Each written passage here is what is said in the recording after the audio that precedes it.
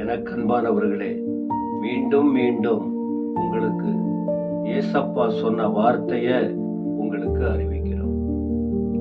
முதல் ஒரு வார்த்தை இதுக்கு முன்பு சொன்ன ஒரு விதையை விதைக்கிறதான அனுபவம் உள்ள ஒரு மனுஷன் என்னதான் உஷாரா விதைச்சாலும் அவர் குறிப்பிட்ட இடத்தில் அதை செய்ய முடியல. அவர் கொஞ்சம் தன்னுடைய ஸ்பீடை வெளிப்படுத்தி இருக்கிறாரு. கொஞ்சம் பக்கத்துல அந்த குறிப்பிட்ட இடத்துல விழாம அது தூரம் போயிடுச்சு, கவனக்குறைவுன்னு கூட சொல்லலாம். அப்படி செய்யும் போது பறவைகள் வந்து அதை பட்சித்து போட்டு, பறவைகள் அப்படின்னா அது பொறுக்கிடுச்சு, அவ்வளவுதான். இப்ப அங்க பலன் கிடைக்காத போயிடுச்சு. இது ஒரு முதல் நிலம். இரண்டாவது ஒரு வார்த்தை அங்க சொல்றாரு 5ஆம் வசனத்துல, சில விதை அதிக மண்ணில்லாத கற்பாறை இடங்களில் விழுந்தது. மண் ஆழமாய் இராததினாலே அது சீக்கிரமாய் முளைத்தது. அப்ப அந்த இடத்துல நிலம் அங்க அதை போட்டிருக்க கூடாது.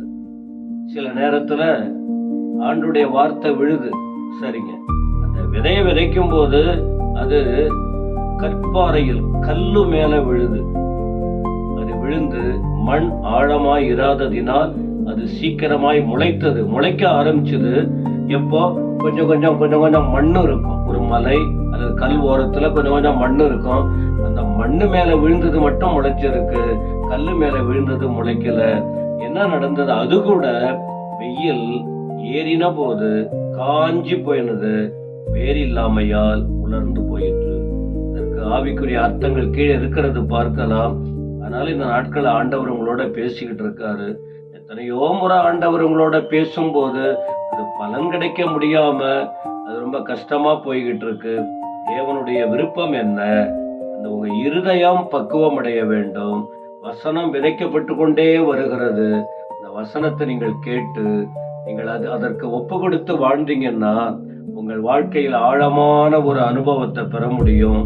எனவே இரண்டாவது முதல் நிலம் பாருங்க, வழி அருகே பாதை. இரண்டாவது நிலம் எப்படிப்பட்டது? கல்லு மேல மண்ணில்லாத நிலையில. உங்க வாழ்க்கையில பலன் பெறக்கூடிய அளவுக்கு இருக்கா என்பதை யோசித்து பாருங்க. உங்களுக்காக நான் ஜெபம் பண்றேன். ஆண்டவரே, தேவ பிள்ளைகள் வாழ்க்கையில் எவ்வளோ வசனம் எல்லாம் கேட்டுக்கிட்டு இருக்காங்கப்பா. ஆனா அது அந்த வசனம் என்னதான் கேட்டாலும் வாழ்க்கையிலே கஷ்டமும் வேதனையும் பிரச்சனையும் வருது, பலன் இல்லாம இருக்காங்க.